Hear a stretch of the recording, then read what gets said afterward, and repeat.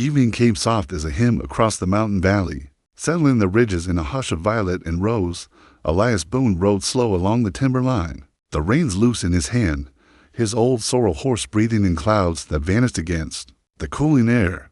He had the look of a man carved from solitude, broad-shouldered, sun-browned, a figure made more of silence than of words.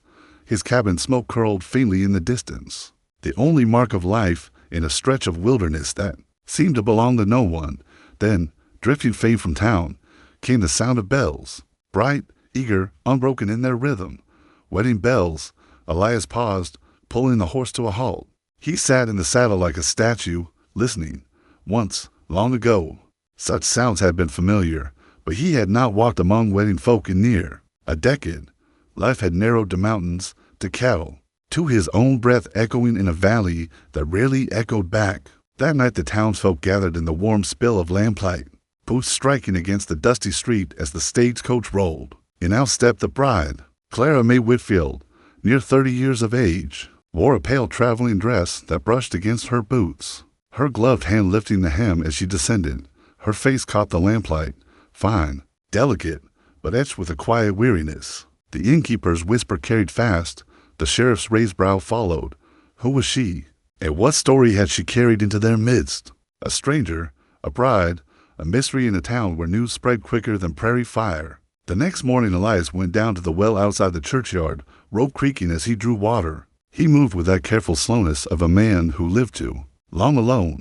But there she was, standing in the early light, her hands pale against the rope as she pulled the bucket skyward. He nearly faltered. She turned, and the world stopped. The dipper slipped from her grasp, splashing across the dirt. Her eyes widened. Do you remember me, mountain man? Her voice trembled with something between wonder and sorrow. I was your neighbor when we were children.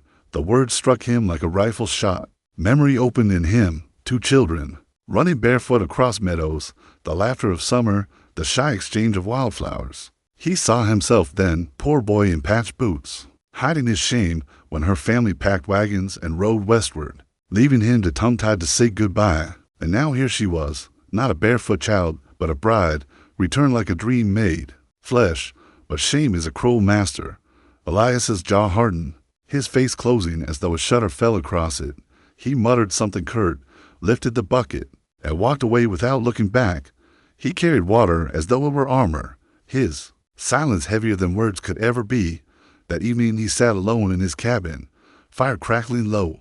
He told himself he had no business remembering, no business hoping. She belonged to another life now, one gilded and bright, while he was only a man of shadows. Yet her voice haunted him, soft as falling rain.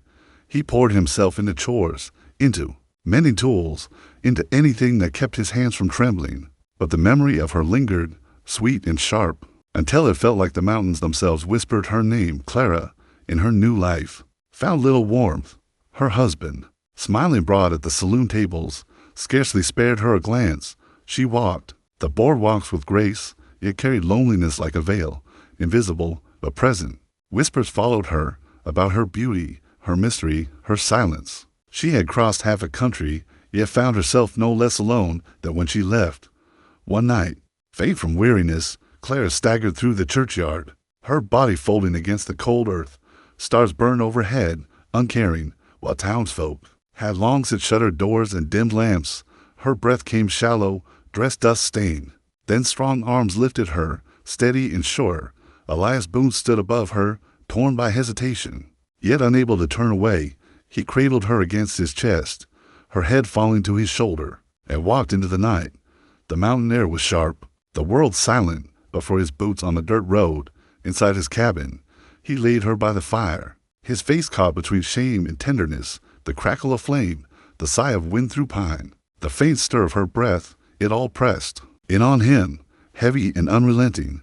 Morning seeped into the cabin like a blessing, pale light spilling across rough-hewn logs and the quiet curve of Clara's face. As she stirred beneath the wool blanket, the scent of wood smoke and broth lingered in the air. Elias sat near the hearth, tending the fire with slow, deliberate movements, his shoulders stiff as though afraid that even the crackle of flames might disturb her rest. She opened her eyes, studying him in silence for a long moment. His profile, rough-hewn and solemn, was the same boy she once knew. only weathered by years of wind and solitude. Her voice came soft, as though afraid to break the spell. "You still carry that same quiet, Elias. I remember it from when we were children." He did not look at her, only set a steaming bowl of broth near her hands, his rough palm withdrawing quickly as if touch might burn. No words passed, but in the quiet between them was something deeper than speech, recognition, unspoken and undeniable. By the time Clara returned to town, whispers already curled like smoke through the saloon. Mrs. Hattie Dunn's sharp tongue had made sure of it. The new bride spent the night up at Boone's cabin. Such words carried weight, and soon every porch and table knew the tale. Clara felt the sting of eyes on her, the murmur of judgment brushing against her skin like nettles. Her husband, absent at the card tables, gave her no protection, and so she bore the shame alone.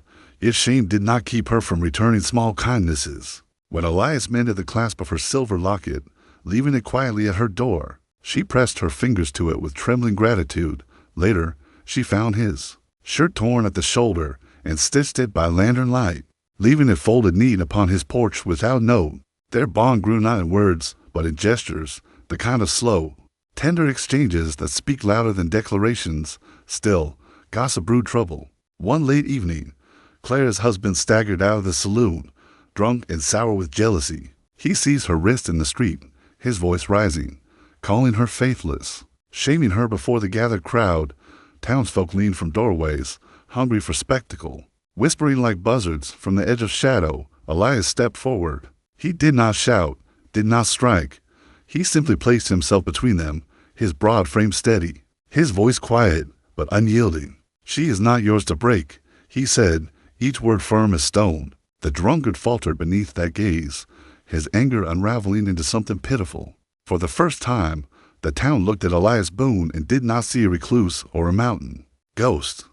They saw dignity, restraint, a man whose silence had always been mistaken for weakness. The gossip shifted, slowly, like a river carving new paths. Clara, flushed with tears, no longer stood disgraced, but as a woman seen and defended, and Elias, though he offered her no vow, no grand promise, gave her something far greater, the safety of being known, without judgment. In time, Clara shed the hollow shell of her marriage, the gambler drifting out with the next caravan.